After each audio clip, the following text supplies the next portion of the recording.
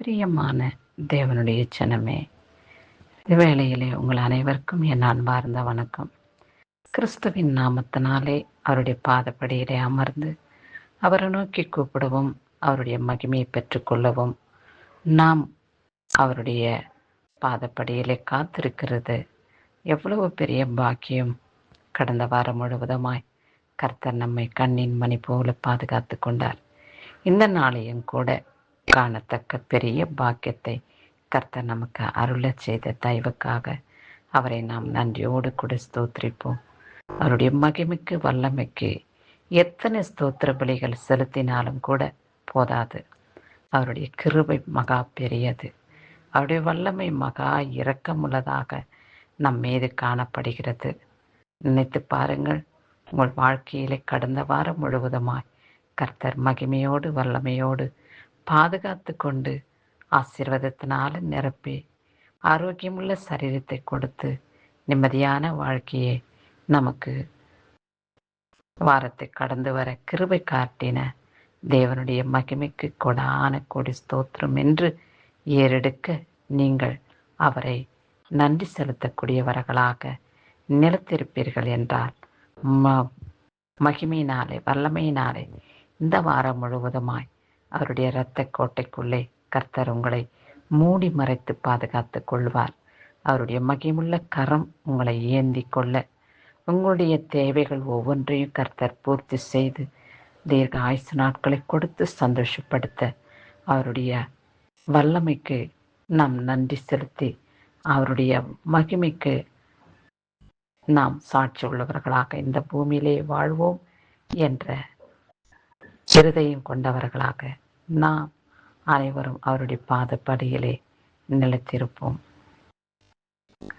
இந்த புதிய வாரத்திலே முதல் நாளிலே அப்பா என்று அவருடைய மகிமையின் பாதையிலே நாம் அமர்ந்திருக்கும் பொழுது கர்த்தர் நமக்கு கொடுக்கப்பட்டுள்ள வார்த்தை என்னவென்றால், ஏசாயா 54 அதிகாரம் 14வது வசனம், பயமில்லாதிருப்பாய், திகிலுக்கு தூரமாவாய், அது உன்னை அணுகுவதில்லை என்று சொல்லப்பட்டுள்ளது.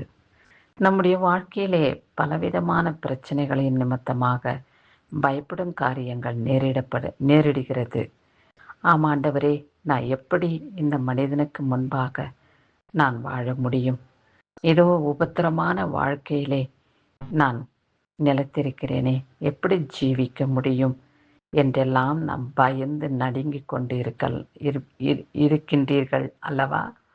அப்படியாக வைக்காதபடி பரிசுத்த ஆவியானவர் உங்கள் பயங்கள் எல்லாவற்றையும் நீக்கி போட்டு உபத்திரமான வாழ்க்கையில் இருந்தும் பலவீனமற்ற சரீரத்தில் இருந்தும் இதோ குடும்பத்திலே பலவிதமான கஷ்டங்கள் இருந்தாலும் கூட கர்த்தருடைய மகிமுள்ள கரம் உங்களை தாங்குகிறபடியினாலே என் மகளே, என் மகனே, பயமில்லாது இருப்பாய்.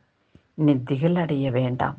அந்த திகிலுக்கு நீ தூரமாய் இருப்பாய் என்று கர்த்தர் உங்களை பார்த்து பேசுகிறார். அது உன்னை அணுகுவதில்லை என் மகனே, என் மகளே. ஏன் பயப்படுகிறாய்? ஏன் கலங்குகிறாய்? நான் உன்னோடு கூட இருக்கிறதே, நீ ஏன் மறந்து விட்டாய் என்று உன்னை பார்த்து கேட்கிறார். அவர் உங்களை பார்த்து கேட்கும் வார்த்தைக்கு நீங்கள் என்ன பதில் சொல்ல முடியும்? ஆமாண்டவரே, நீர் எங்களோடு கூட இருக்கிறீர். எங்களுடைய தேவைகள் ஒவ்வொன்றையும் நீர் சந்தித்து எங்களை மகிமையினாலே வல்லமையினாலே நிரப்பி ராஜ்யத்துக்கு சித்தமுள்ளவர்களாக நீர் எங்களை மகிமைப்படுத்தி பாதுகாக்கிறபடியினாலே உமக்கு நன்றி என்று அவருக்கு நன்றி செலுத்தக்கூடியவர்களாக அவருடைய பாதப்படியிலே நாம் அமர்ந்திருப்போம். நல்ல பங்கை பெற்றுக்கொண்டு அவருடைய ராஜ்யத்துக்கு சித்தமுள்ளவர்களாக வாழ்ந்து அவருடைய ராஜ்யத்தில் பிரவேசிக்கக்கூடிய தகுதி உள்ளவர்களாக கர்த்தர் நம் ஒவ்வொருவரையும் அபிஷேகப்படுத்தி பாதுகாத்து ரட்சித்துக் கொள்வாராக. இந்த நாளிலே பிறந்த நாளையும் திருமண நாளையும் காண்கின்றவர்களை கர்த்தர் ஆசீர்வதித்து காத்து கொள்வாராக. உங்களோடு பேசுகிற வார்த்தை, கர்த்தருடைய வார்த்தை என்னவென்றால், என் மகனே, என் மகளே, நீ பயந்து கொண்டு இருக்கும் எல்லா காரியங்களிலும் உன்னை நான் விடுதலை செய்து திகிலுக்கு தூரமாக விட்டு இதோ உன்னை என் கரங்களிலே ஏந்தி பரிசுத்தப்படுத்தி உன்னை நான் பாதுகாத்து கொள்வேன். இந்த நாளையும் கூட சந்தோஷமான நாளாக நான் உனக்கு வைத்திருக்கிறபடியினாலே நீ நன்றியுள்ள மகனாக மகளாக என்னுடைய பாதப்படியிலே நிலத்திருப்பாயா என்று கர்த்தர் கேட்கிறார். ஆமாண்டவரே, உம்முடைய பாதப்படியில் நிலத்திருந்து நல்ல பங்கை பெற்றுக்கொண்டு ராஜ்யத்துக்கு சித்தமுள்ள கருவியாய் மாற்றி எங்களை பரிசுத்தப்படுத்தும் என்று நீங்கள் வேண்டிக் கொள்ளும் வேண்டுகோளுக்கு கர்த்தர் மனம் இறங்கி உங்களை ஆசீர்வதிக்கவே ஆசீர்வதித்து காத்து ரட்சிப்பாராக. ஆமேன். கிறிஸ்துவுக்கே சதா காலங்களிலும் மகிமை உண்டாகட்டும்.